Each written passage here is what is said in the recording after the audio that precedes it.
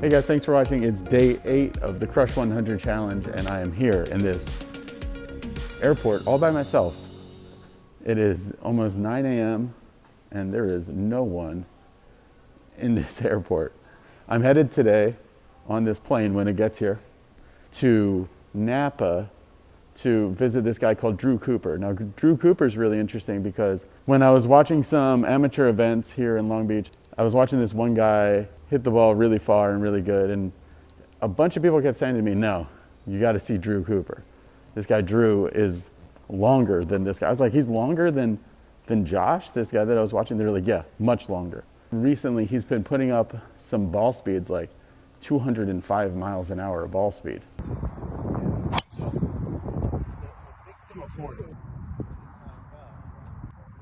203.5. No, it adjusted. He works for a force plate company, and he's also done a bunch of stuff with Dr. Scott from Swing Catalyst. So I think it'll be a really good opportunity to go up and talk to him and do some training and see what he's doing in the gym. And then also technique-wise, he's got like what looks like an almost perfect golf swing. So I just want to see what I can learn from him and how he's building so much consistent, repeatable speed. I mean, I could have gotten here like 10 minutes before my flight. There's no one here actually for my flight, and then there's 3 workers down there. Other than that, we'll see. All right, this is it. This is one of those airports where you actually walk onto the plane out on the tarmac. It's pretty cool. Okay, walking on the plane, it was a plane for 170 people, I think, and we had 20 passengers taking off here. Interesting thing about flying from Long Beach to Oakland and then going on to Napa is you see the land here. There's just so much open land there, but so much of it is just useless because they can't get water to it, I guess. All right, guys, I'm on the road to Napa Valley. I'm in Napa, actually. I'm on the road to St. Helena, which is the town that Drew lives in. So basically, Drew is just a really, really good golfer and a really good driver of the golf ball. I think he was thinking about turning pro, but then he just had twins. So I think he's not really sure what he wants to do, other than I know that he says he's on the journey to 225 miles an hour, which is probably ball speed, I guess.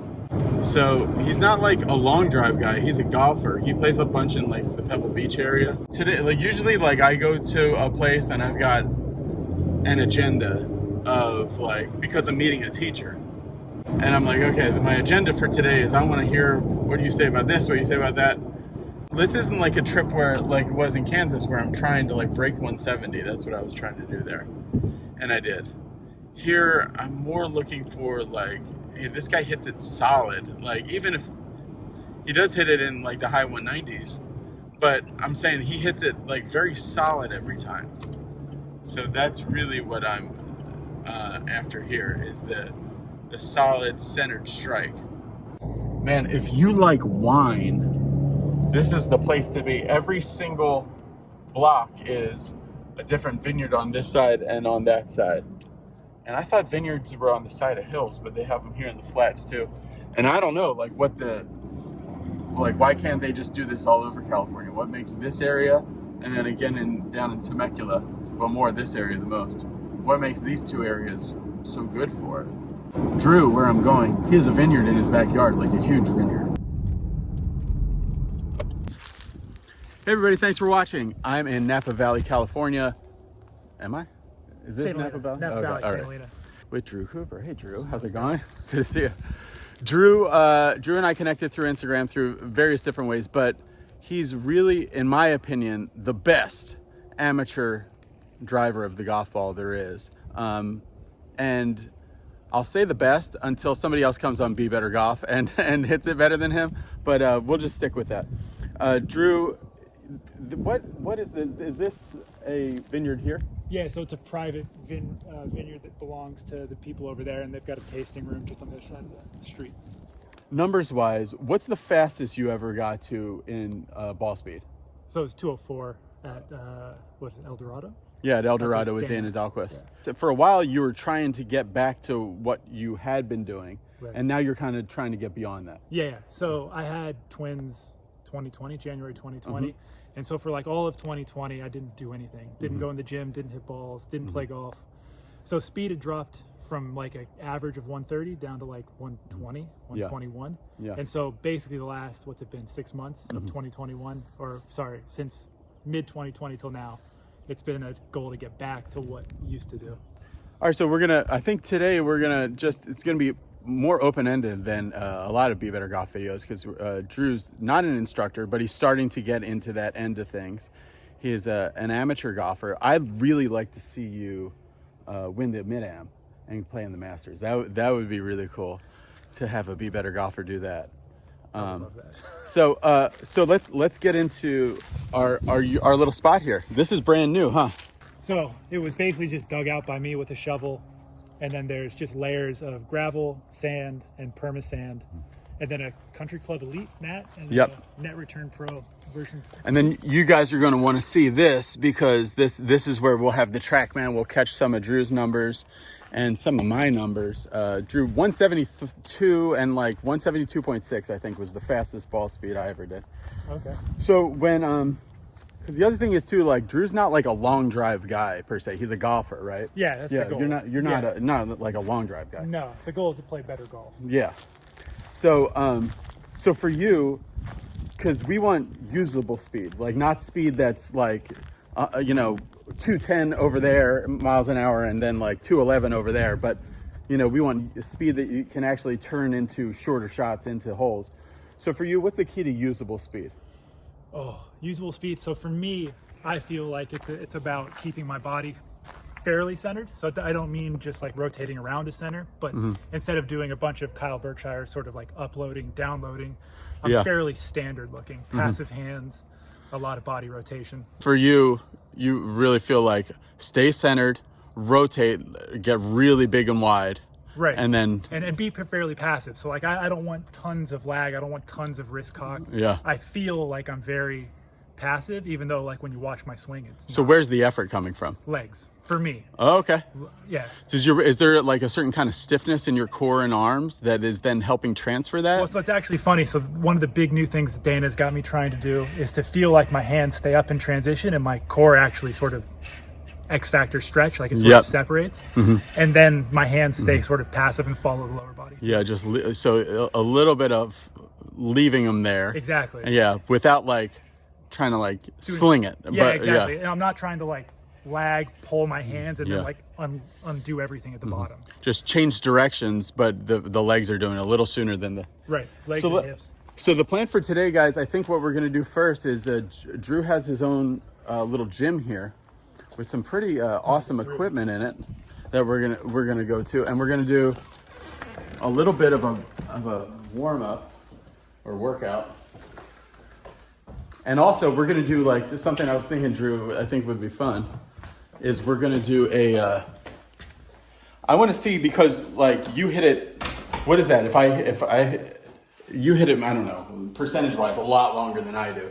But I want to see like certain athletic things. What do you do a lot better than I do? So we're going to do like med ball throw, a jump, grip strength thing maybe. And then like see like, okay, like, because I know you always say that of all the different things, like even though you're like, big into the gym stuff, as we can see here, it's really technique is the number one thing. Yeah, especially for most people. I'd say like your average amateur golfer, if they just sequenced their body and swung the club better, they'd pick up more miles per hour there than they would developing physical qualities. For the most part. So like my dad went to Dana and picked up 7 miles an hour in a session. Oh, okay. In an hour. Yeah, right. There's no way I'm going to do that because he deadlifted an extra 20 pounds. That's what I always feel like, the return on time investment for working out for golfers is much slower. Yeah. So when you're trying to build speed, what are you doing in here? Well, so there's a host of things. So like things that seem to correlate to speed is going to be leg sort of strength and power. Leg strength and power? Yeah, so like the stronger my legs are, and then the faster I can contract them. So it's like, to a certain degree, the more I can squat will help my swing speed. But then at some point, so like if I squat 400 pounds, squatting 420 pounds probably isn't going to help anymore. What are you squatting in the most now? Well, so I used to be a 400-pound squatter, but now it's probably around 315. Yeah. So this is all my quest to kind of get back to normal. What about butt muscles? How important is that for you? I mean, the hips in general are important. I'd say your legs, like the quads, are going to be more so. Okay. But if you do things well, they should develop in tandem. Like, you shouldn't be developing one without the other. Well, I think the best way to kind of understand this and do it is I want you to put me through like a speed workout in the home gym here. Sure. I'm going to go grab the tripod and turn my head around a little bit, and we're just going to get straight into it. All right, guys, I'm back here at home, and I am going through the footage. I have hours and hours of footage that I shot with Drew, including, like, he said, okay, let's do a small workout. This small workout was like an hour and 20-minute long workout that he put me through, which was really intense. So that'll be up on the channel. The next thing to go up is our backyard range session, the first range session that we did, where we hit like so many balls, and Drew really goes through exactly how he hits it really far. So that'll be the next video. I'm not sure how to put all these out, so I'm just going to do it in chronological order rather than doing like massive videos or highlights or whatever. I really want to get into the details because Drew has this idea about force and motion that hasn't been talked about in the channel very much before. Dr. Scott talked about it a lot in the feet, but Drew talks about it a lot in actually how you move your body and how you get the force going before you move your body in the whole swing. Like, you do the entire swing by the time it's like the club head's back to your knee height. So many really interesting tidbits in the video. I think this is going to be one of the most popular series on the channel. Or I hope it will be, because it really was good. So I'm diligently putting this stuff out. You're going to see a lot of the raw footage and other things I've been putting up at BeBetterGolf.net just to be able to get it out there. A lot of the Crush 100 stuff and some of the other travel stuff. So I really appreciate you guys watching the channel. Also, some really exciting news is Drew Cooper, Milo Lines, and Jake Heel and I are all going to be getting together to do a series of videos. And just like I said in that title, we're going to see who's the better driver of the golf ball, Drew Cooper or Milo Lines. That's going to be really exciting. We're going to take 10 balls, hit 10 balls each guy. I'll do it as well. And then subtract the number of yards offline. So, like, let's say you hit 10 balls 300 yards and they're all exactly on the line, then you get 3,000 is your score. That, I think, is going to be really exciting, because then we'll get to really share. It'll be entertaining, but it will really get to share like some commonalities between what Drew's up to and then also what Milo's doing, because Milo's the best driver of the golf ball I've ever met. Drew's like the best amateur driver of the golf ball I ever met. So putting them together, I think, is really going to be something cool. So subscribe for all that. See you later. Bye.